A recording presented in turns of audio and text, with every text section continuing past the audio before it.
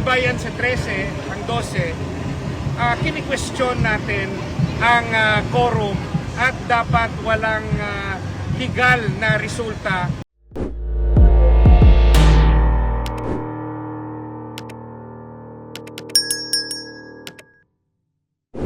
Sa aking personal opinion, there are 24 senators. 24 senators. In order nga mapalitan ang liderato, dapat may quorum na 13. No? So, 24 kasi yung patas niyan, 12. So, dapat 13 yung kailangan na boto. Pag hindi na-reach yung 13, walang quorum. Yan po ang general rule.